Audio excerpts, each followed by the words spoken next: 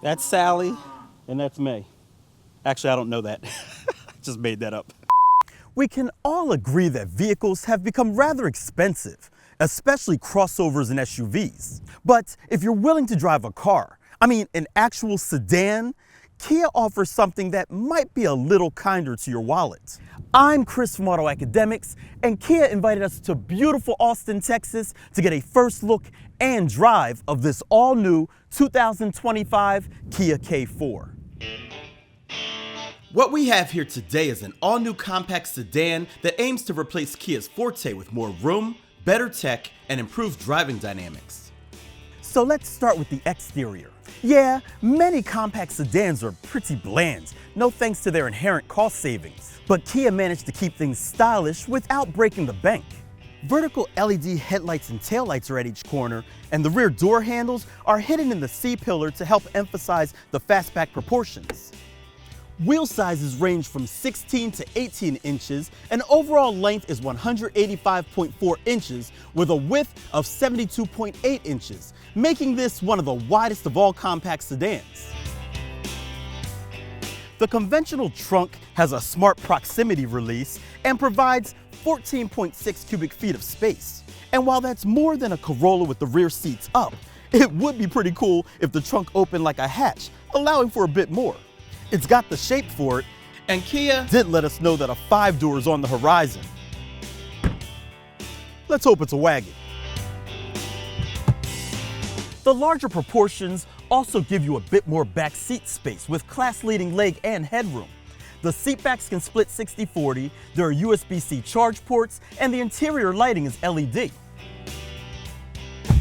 Up front, the seats are covered in either cloth, premium cloth, cloth and Syntex, or all Syntex, depending upon the trim.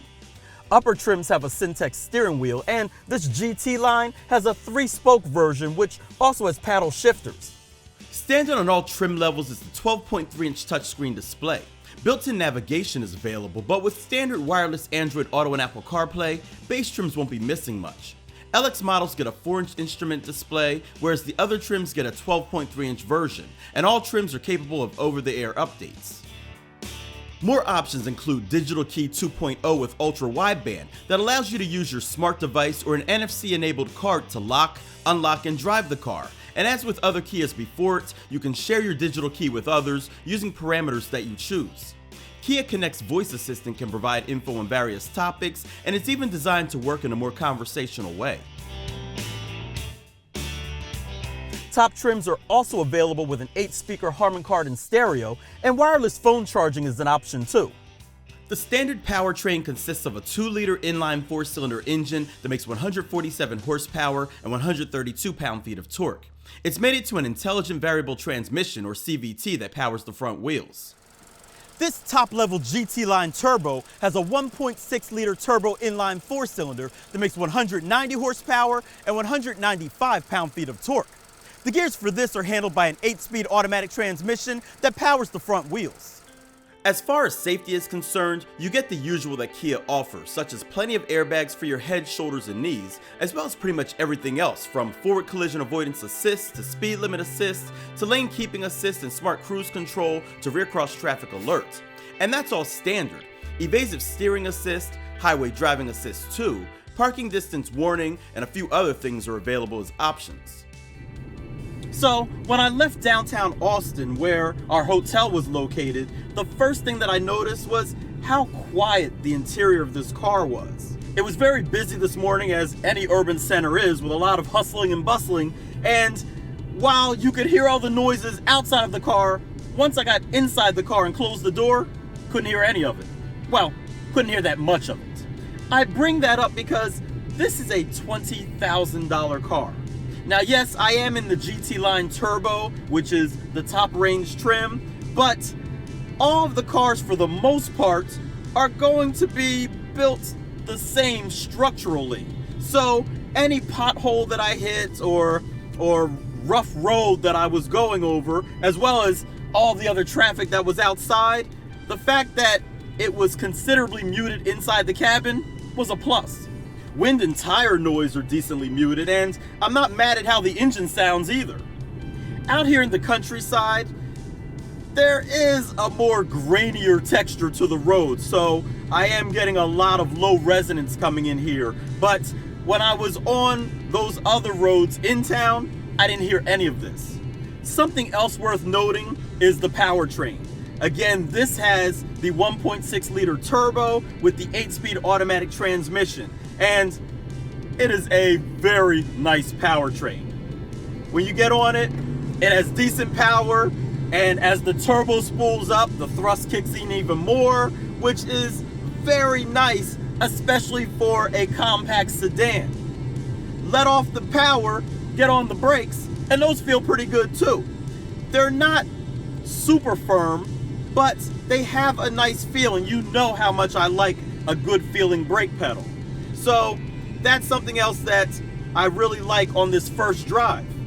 I had to climb up a windy hill on my way to the winery, and this handled it just fine. All it did was drop a gear and went.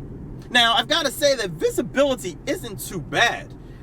You've got a large windscreen up front, and you have even little quarter windows in the C-pillars back there that help with visibility in those areas.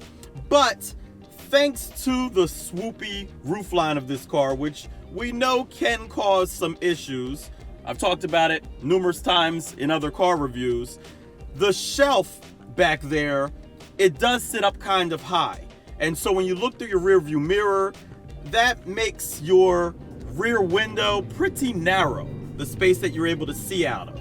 So it is something that you will have to get used to as a driver of this car. Fortunately, it has a ton of tech. You've got all kinds of cameras, surround view cameras, all that kind of stuff. So with slow speed maneuvers, that's not going to be too much of a problem because you'll be able to see everything that's all around you. It's only a challenge when, or at least it's only something that I notice when I'm driving, I look into my rear view mirror and I notice that, you know, my viewing area is just a little bit more limited. Another thing that helps fix that though is that the side view mirrors are pretty large too.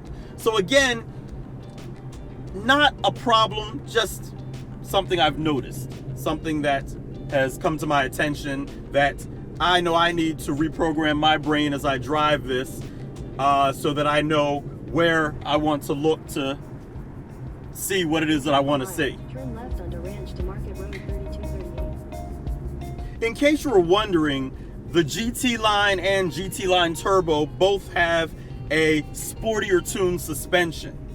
And while I can't really compare it to the base cars, the LX or EX or any of those models because I haven't driven those, this one, it actually is, it's more along the comfortable side of responsive. I guess that's how I would explain it. It's by no means firm. It actually feels kind of soft, which again makes me wonder then what the standard suspension feels like. I've been going through a bunch of curvy roads out here, passing a bunch of ranch entrances, and so I guess this would be considered a country back road. And even though it's kind of highway-like, so speed limit's 45 miles an hour. And even though the suspension is very comfortable, it's still been very competent through all these bends. The steering is relatively responsive. Yeah, I do get some undulations as I go over some of these hilly or bumpy parts, but again, it's a comfortable drive and fairly capable too. Now, if you push it a little too hard, you will get some understeer as I come to some of these sharper points here. But the car does rotate around decently. Not something I would expect from this.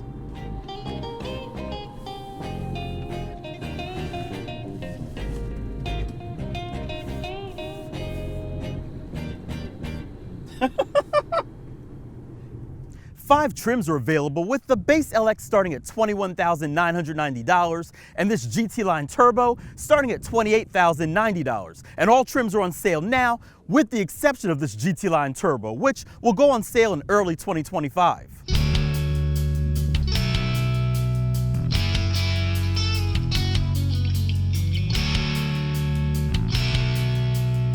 So let us know what you think of this all-new 2025 Kia K4 in the comments section below. As always, if you like this video, give it a thumbs up. Don't forget to subscribe and hit that bell icon so you don't miss what we have coming up next. I'm Chris from Auto Academics. Thanks for watching.